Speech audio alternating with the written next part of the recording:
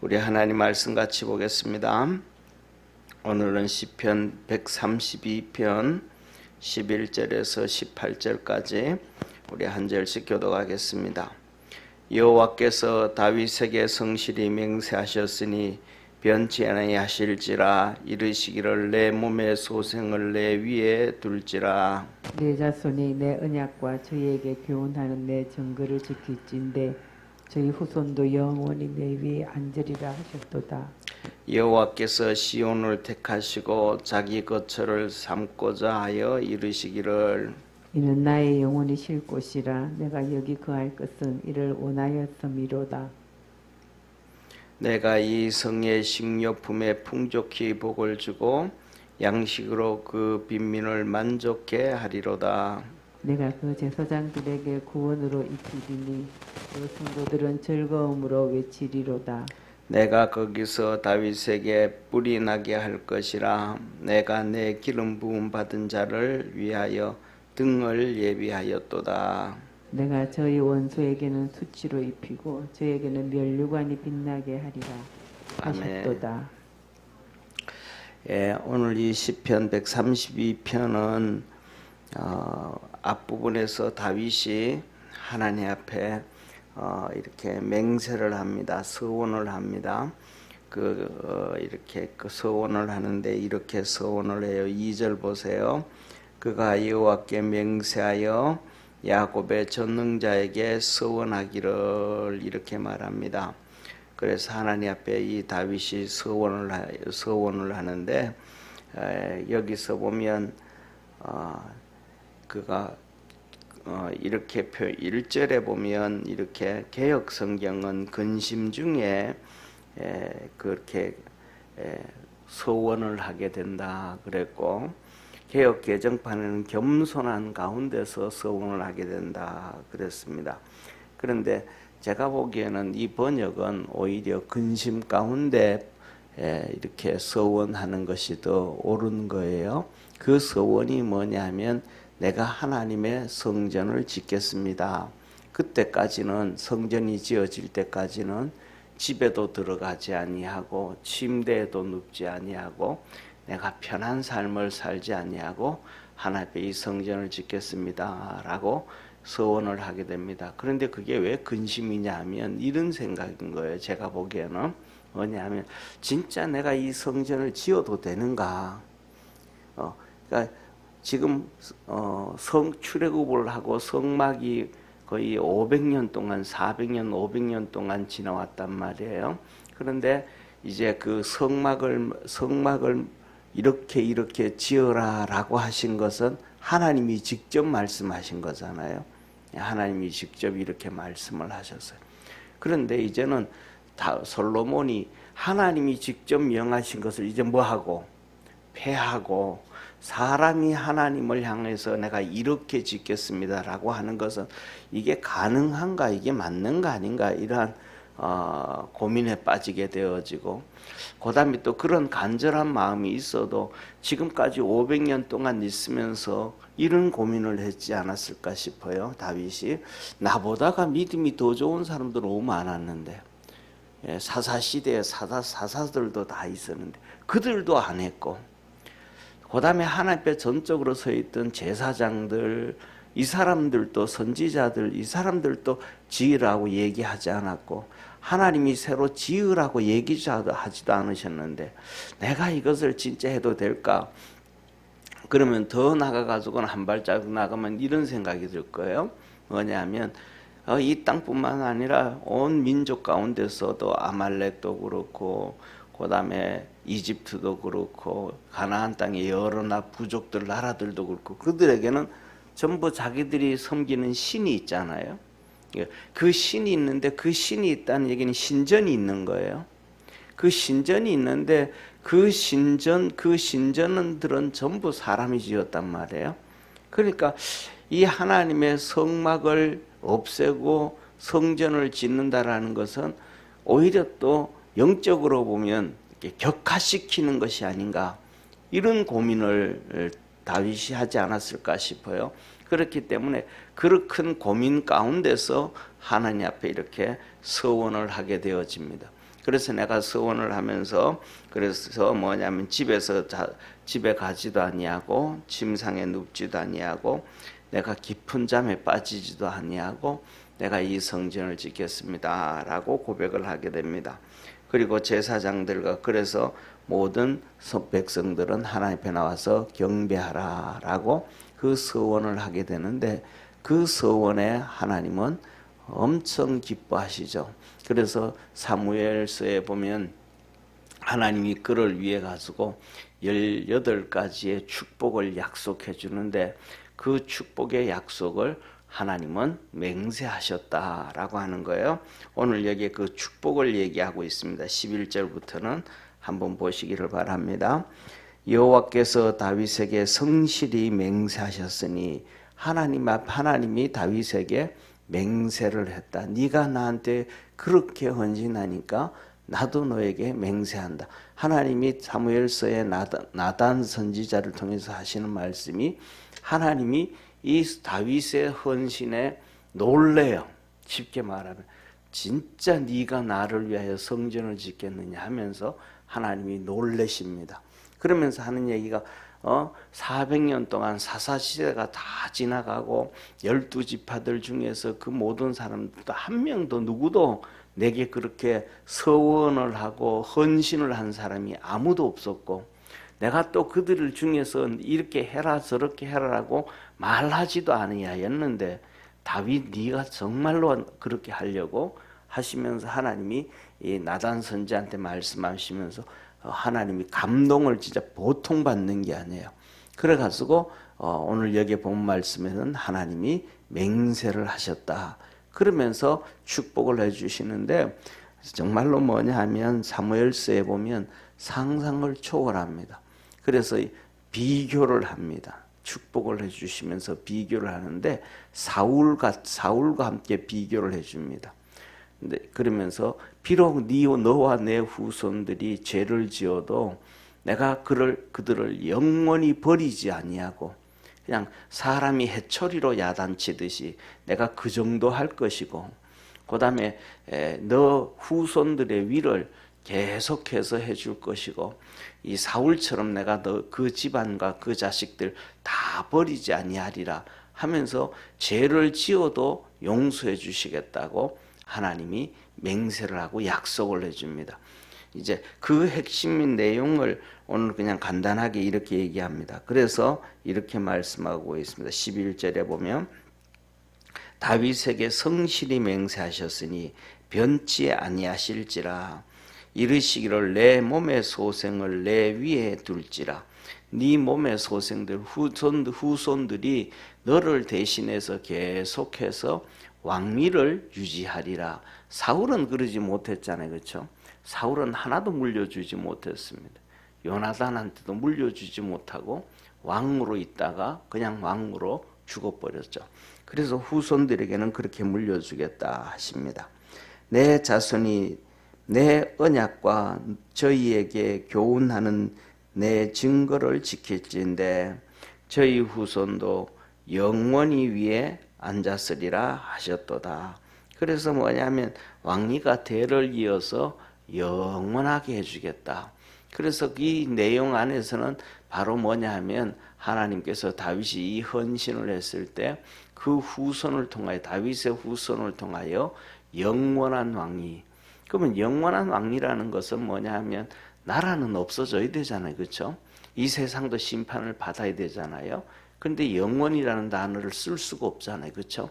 그러니까 예수 그리스도께서 친히 왕이 되시고 영원한 만왕의 왕이시니까 예수 그리스도를 다윗의 후손으로 보내주시겠다 하시는 말씀이 포함되어져 있는 거예요. 그러면서 13절 보세요. 여호와께서 시온을 택하시고 시온이란 완전한 하나님의 통치고 또 예루살렘의 애칭이에요. 예루살렘을 택하시고 자기 거처를 삼고자 하여 이르시기를 이제는 그 성전을 어디다가 짓느냐 하면 예루살렘에다 짓겠다. 시온에다가 심겠다 이르시는 거예요. 그러면서 14절 이는 나의 영원히 쉴 곳이라 하나님이 쉬는 곳이라 오늘날 그것을 보고 뭐라 그러냐면 성전은 하나님의 집이라, 하나님 관점에서는 하나님의 집이라 그러잖아요. 성신약에서도 예수님이. 그 다음에 우리 관점에서는 기도하는 집이라, 하나님 앞에 나와서 기도하는 집이라 그러십니다. 그래서 여기 이렇게 말씀합니다. 이는 나의 영원히 쉴 곳이라 내가 여기 거할 것은 이를 원하였음이로다. 야, 다윗이 서원을 했는데 그 아들 솔로몬을 통해서 짓게 하시고, 그것을 뭐냐면 하나님께서 거기에 거하시기를 원하셨다. 하나님이 그곳에 있기를 원하셨다. 그리고 그 다음에 솔로몬 이때까지만 해도, 성전을 건축할 때까지만 해도 정말로 하나님 앞에 다윗처럼 최선을 다했어요. 그래가지고 성전을 지을 때, 성전 보통 이러지면 그 위에서 그냥 쉽게 말하면 망치질을 하고 톱질을 하고 뭐 그러잖아요. 그렇게 하나 하지 않았어요. 이 성전에서 8km 떨어져 있는 곳에서 전부 다 조립을 합니다. 그러니까 돌도 거기서 다듬고, 나무도 거기서 다듬고, 다 모든 것 만들어 가지고 와서 이 성전에 와서는 조립만 합니다. 이렇게. 그리고 그만큼 정말로 최선을 다해 가지고, 그 다음에 더 나가 가지고는 이 성전을 질 때 나무를 가져오는데, 저 두로와 시돈 땅, 지금으로 보면 레바논이죠, 그죠? 거기에 백향목을 가지고 잘라 가지고 어디로 오냐면 이 지중해를 통해 가지고 이 뗏목 있죠, 그죠? 나무를 이 바다로 이렇게 거쳐서 가져옵니다.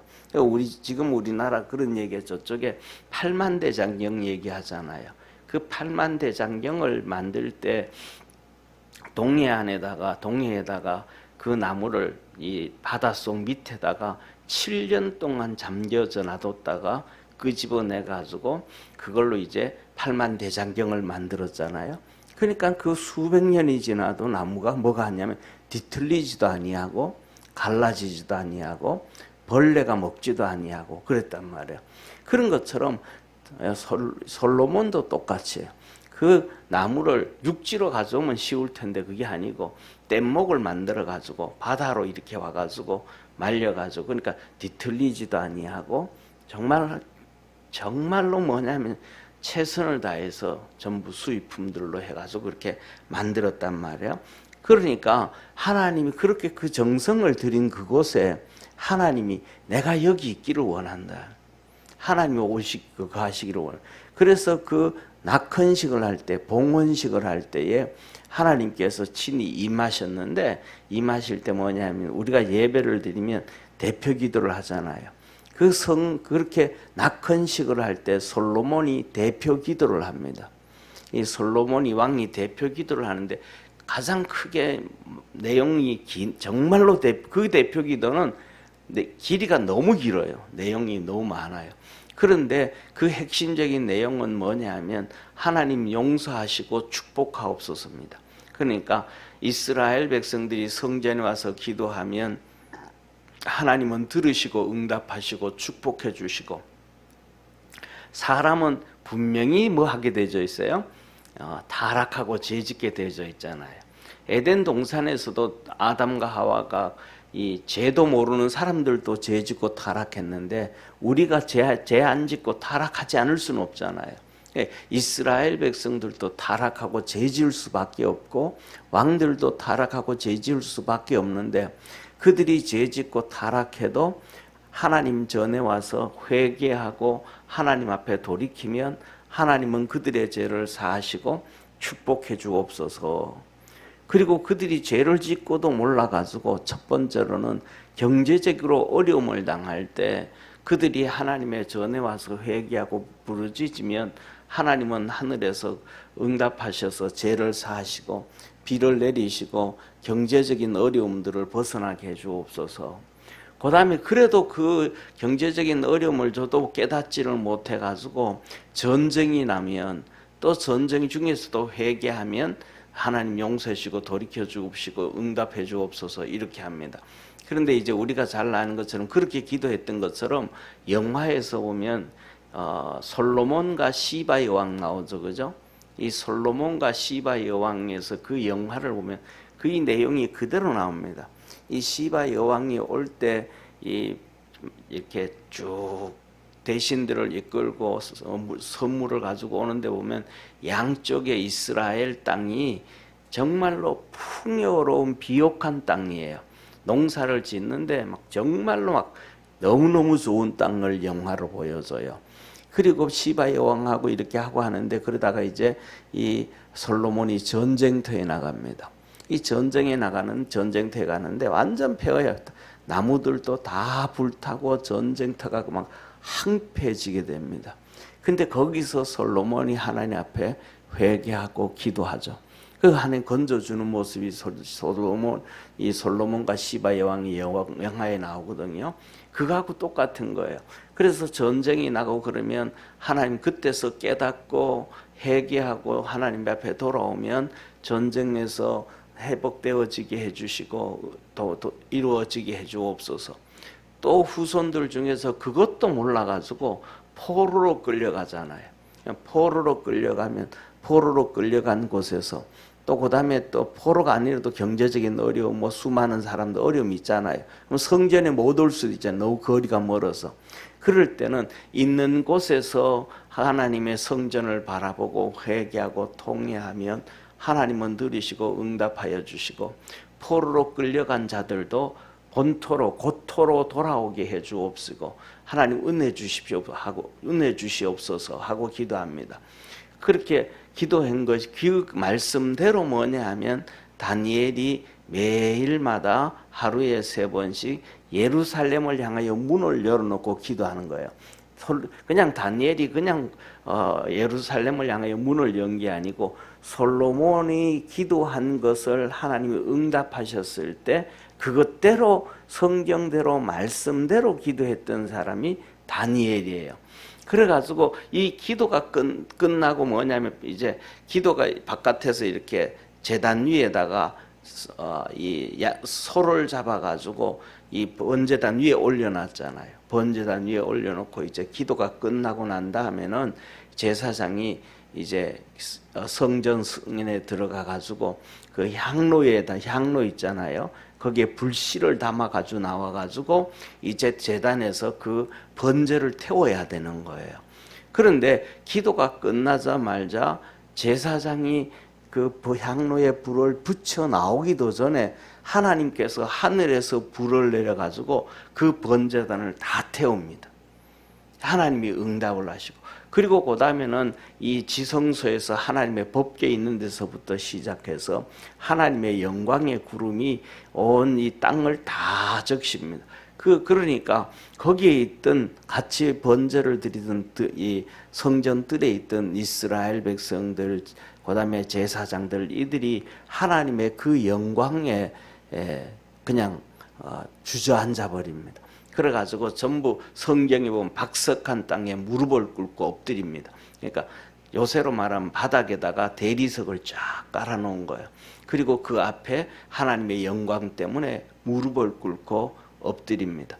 그래서 뭐냐면 이렇게 하나님께서 솔로몬의 이 성전 건축에 영광을 받으셨던 거예요. 그래서 오늘 여기에 본 말씀에서도 그렇게 말씀을 하시는 거예요. 뭐냐면 내가 이 성전 이렇게 솔로몬도 다윗도 그렇고 솔로몬도 그렇고 그렇게 정성을 다했던 그 성전을 내가 내 쉴 곳이라. 하나님은 우리의 하나님을 섬기는 사랑 헌신 안에 하나님은 깃들기를 원하시고 함께 하시기를 원하고 동행하시기를 원하심을 믿으시기를 바랍니다. 오늘도 우리가 살아가는 삶에도 똑같잖아요.